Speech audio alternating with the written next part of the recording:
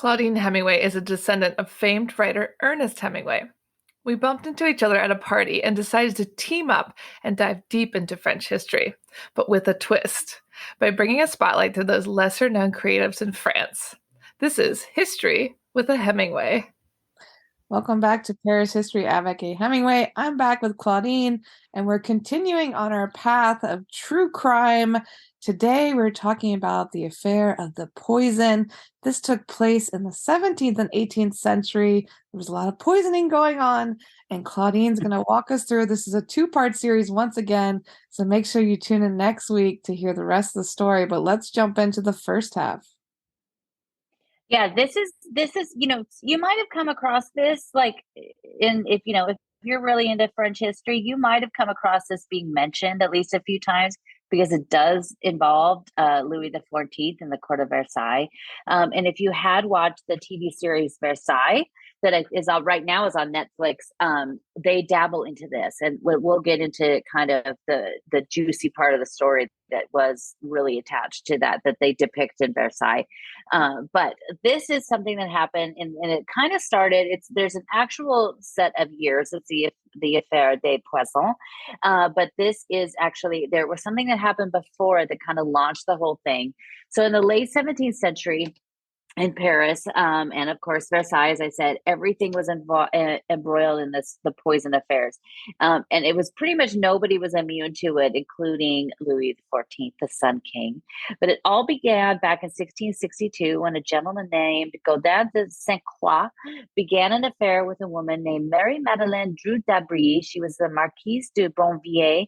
The Marquise was born on July 2nd, 1630 in Paris, and her father served in the military, and her mother was her name was Marie Ollier. She was the brother of Jean-Jacques Ollier, who created the Society of Saint-Sulpice.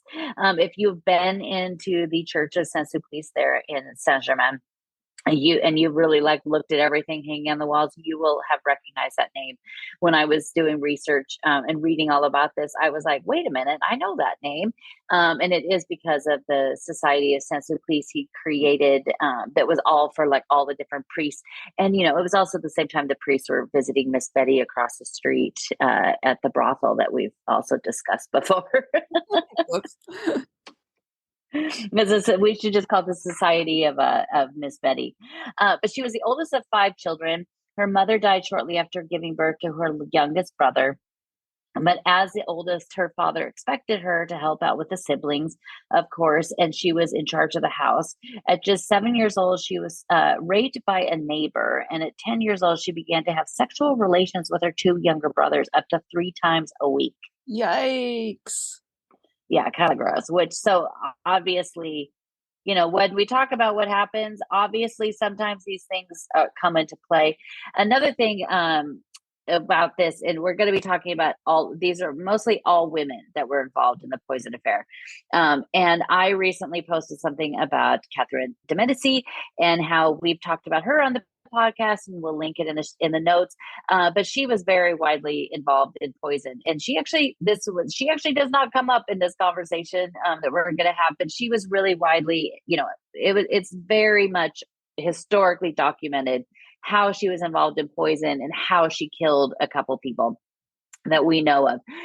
But I posted this and somebody actually said, when you look back on history, so many times women are, that were involved in these kinds of things or just different. We're all, there was a whole witch trial and everything that happened in the US.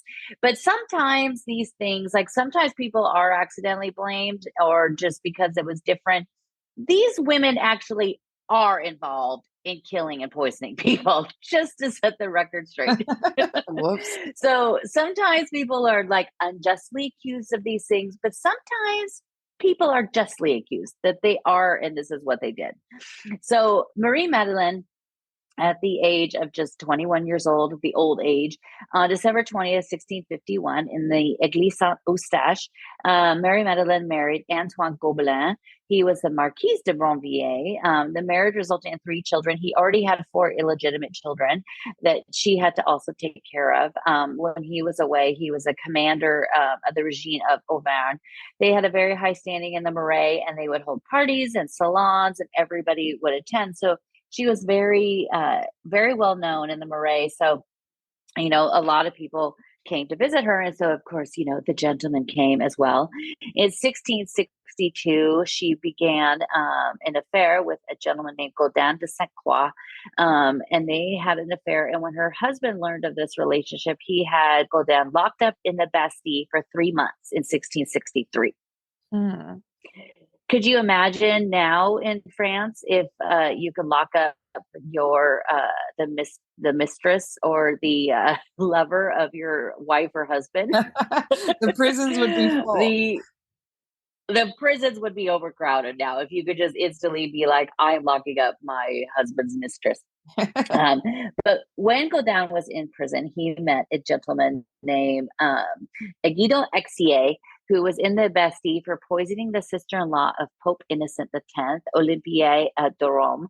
Gaudin was already fascinated with chemistry and poison, and when he was there, Exier taught him all he needed to know about creating tasteless and odorless poisons that could not be detected. Ooh. So already that's obviously going to be bad.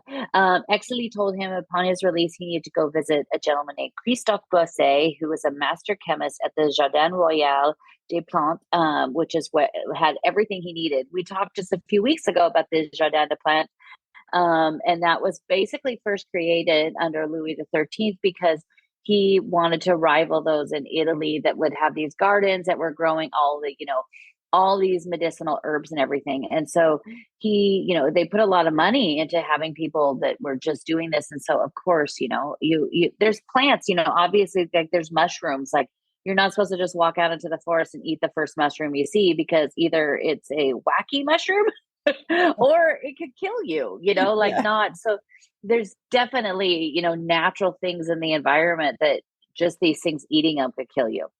And so they were able to figure all these things out. So being locked away in prison didn't keep these two apart. And as soon as he was released, they, were back together. And now he was teaching her everything he had learned in the Bastille. So she was quite the loyal little follower. Gaudin lived at number 5, Rue de Haute-Feuillée, at the Hotel des Abbesses de Fécamp. And I stayed there actually a few years ago. And whenever I would go to Paris, and I'd always stay in Airbnb. I was like, I want to stay in an Airbnb that something historical happened at. And finally I stayed at this place. And then that's when I think I first really learned about the poison affair. But this was like 5 years ago. And so I was staying in this Airbnb that is where he lived, where they would go and do work on some of these potions, was in this building. And this was the place that I stayed, that it was, really old. It had those huge, huge beams that ran through it. And one night in the middle of the night, I woke up to hearing like dink, dink, dink. And I was like, what is that noise? And those things, when you're asleep, like when the smoke detector, the battery stops working and it only happens in the middle of the night, that noise is like magnified. Always so loud. So I was like, what is that noise? And it was literally water coming from inside of this massive beam that was like, a foot squared. And the water was coming through and leaking into the bathroom. And so, and then I started getting pots and pans to put under it. And then it was leaking into the kitchen. And of course, when I got a hold of the Airbnb people the next day, they were like, it is a Sunday. There's nothing we could do. Sorry. So I don't know, if that place was quickly after I stayed there was no longer on Airbnb. So I don't know if maybe it was, the ghost of the poisoner trying to get me. But luckily, I didn't ingest any of the water. But the two would stay there. And this street is right behind the Fontaine Saint-Michel. So it is just like, it's like one block off the Hotel Saint-Michel, or the Fontaine Saint-Michel. So it's very close to Ile de la Cité. So the two would go there into this building. They'd work on their poisons. They'd put them into cakes and other sweet treats. They'd take them to the Hôtel Dieu, the hospital that's right there, looking right next to Notre Dame, and they would take it to the patients and bring them these sweet treats, and then they would sit there with them and track the symptoms. What? So they basically be poisoning these people that are already in the hospital. Oh. And back then, it's like they believed that bleeding everybody was a way to fix them. Like when you watch those old old movies depicting this time in Europe or even in the US, they would have them like they all believe that if you put leeches on people, that's if you bled them, that's how they would get cured. Yeah. It's like basically getting the blood out of them. Gross. So this is medical care back then was already pretty wishy-washy. So if you went into the hospital, there was a pretty high chance that you were not going to be coming out. So they would sit there and they'd give these patients like, cakes and things like that and just track, the dosage that they put into it, how they were, the symptoms, the discomfort, and how long it took them to die. Oh, that's horrible. Yeah. And they did this just for the thrill of it. Like there was no reason. I mean, there was no medical, like they weren't trying to, do medical research. They just did this for the thrill of it to see. So Mary took what she learned and she tried this out on her father. On September 10th, 1666, she killed her father by poison. A few years later, she ended up in 1670 killing two of her brothers, Antoine and Francois. A sister was also a victim of her potions, but she didn't completely kill her. She was able to survive, but she did all of that so she could knock them all out, as so she could get to more of her inheritance. Yikes! Smart. Yeah. So she was a lovely lady. So, fearing for his own life, her husband Antoine decided to leave Paris and took their children because they were worried that he might be the next victim. And I'm sure he definitely would have. If like after her father and her brothers, you definitely think that her father was, or her husband was next on the list. Saint Croix became concerned about his own life as well and began to document everything and make notes of her actions and even take evidence of the crimes and lock it away in this red leather box. She took the vial that she used on her father. So he ended up having all of this that he put away. Unfortunately, for Mary Magdalene, he died of his own natural causes on July 31st, 1672. And it's unfortunate because he locked all these things away in a red box and he left a note that said if anything was to ever happen to him before she died, to go find and look at this box. Oh, So him dying of natural causes was not great. And this is kind of what set off the whole affair of the poisons. Upon his death, he had a very long list of creditors looking to be paid, and they went to the king demanding that he intervene. So the king ordered a search of his property, going through everything, and that is when they found this note that led them to this box. It was discovered a week after his death on August 8th. His trusted valet, Jean-Aumien de la Chausse, was brought in for questioning. He backed up all of the mystery of everything that was in the red box. And as soon as they found that, Marie knew to quickly leave. She left for London. She eventually hid out at a Benedictine convent in Avry in the north of France, where she hid for 3 years. She was charged with his murder, even though she had never was able to go to trial. So she was charged in absentia. And but the investigators still were like out on the case. They still wanted to find her. They were just like, they weren't going to let it go. One investigator even dressed up as a priest and went to this abbey and hid there as a priest for 4 months before he could finally get to her, get close enough to her to arrest her and bring her back to Paris on April 17, 1676. They got her. Yeah, they were not going to let this go. On April 26th, which is the date, my birthday, that seems that I come across in just about every story I ever do research on. For some reason, something always happens on April 26th. But they started to question her and torture her. That lasted weeks. They tortured her, with water, pouring all this water down her throat, trying to get her to, that she'd almost be choking. She did finally admit to killing her brother and her father, but she would not admit to killing, have anything to do with Gaudin's death, because she actually didn't have anything to do with his death. A second trial began 3 days later on April 29th. And the trial lasted a really long time for back then. It culminated on the 14th of July. And another gal that we've talked about before, Madame de Sévigné, was in the front row noting everything that was said. If you remember, Madame de Sévigné was the lady of letters, and she was born in 1626 in the Place des Vosges, and she spent all of her time documenting things that were going on in Paris and at the court of Versailles. At the court of Versailles, she took her daughter, Francois, there. And luckily, they got out before because her daughter, who was very beautiful, really caught the attention of Louis XIV as well. But they decided to leave because she married her daughter off to Francois de Grignon, and they ended up leaving Paris April 19th, 1678.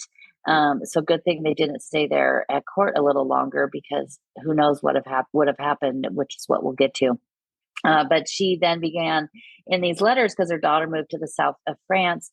And so she started documenting everything that was happening. If you remember from that podcast, like the trial of Nicolas Fouquet, all of these famous things going on in Paris at the time at court. And a lot of the reason we know a lot of these things is because of her letters, and they became so popular that her daughter would copy them and send them out to people. They were later published in books. You could actually find books today that are of all of her letters.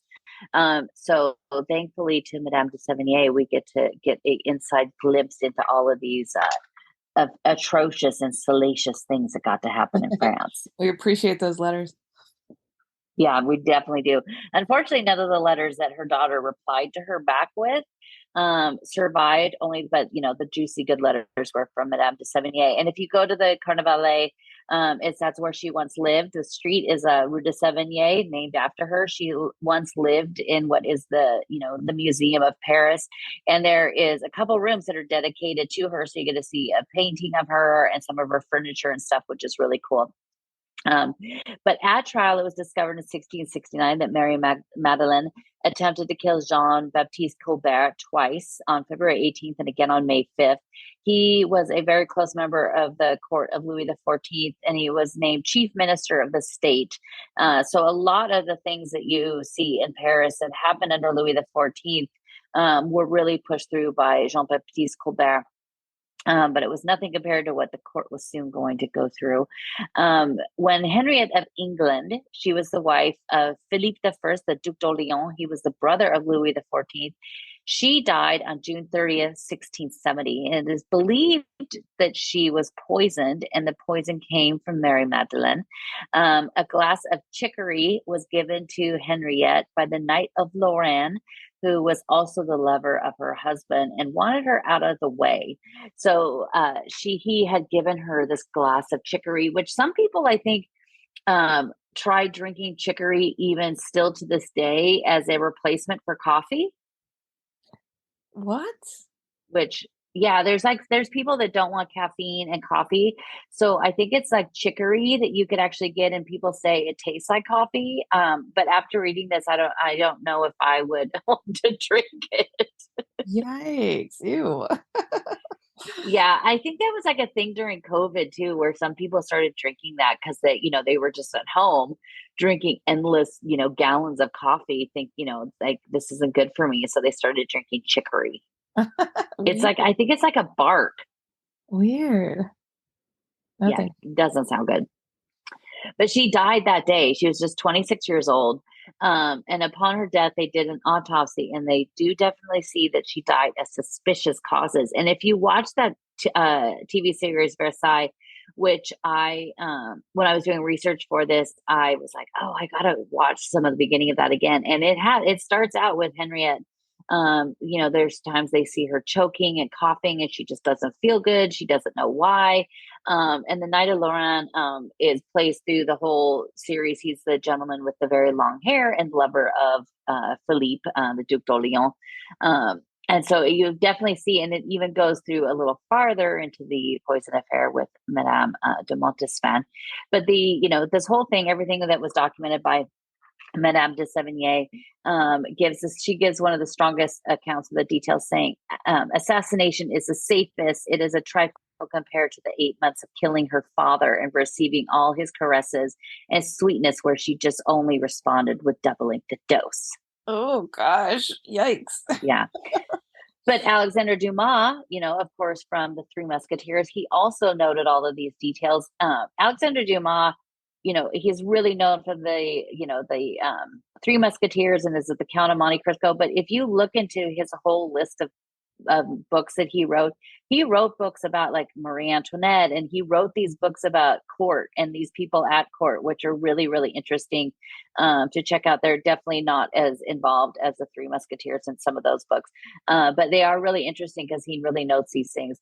But on July 16, 1676, Mary Magdalene met her final fate at the Place de Grève, which is now the Place de Hotel de Ville. She was beheaded and burned on the stake. Her ashes were tossed into the wind of Paris. So they basically just picked up her ashes and threw them into the wind.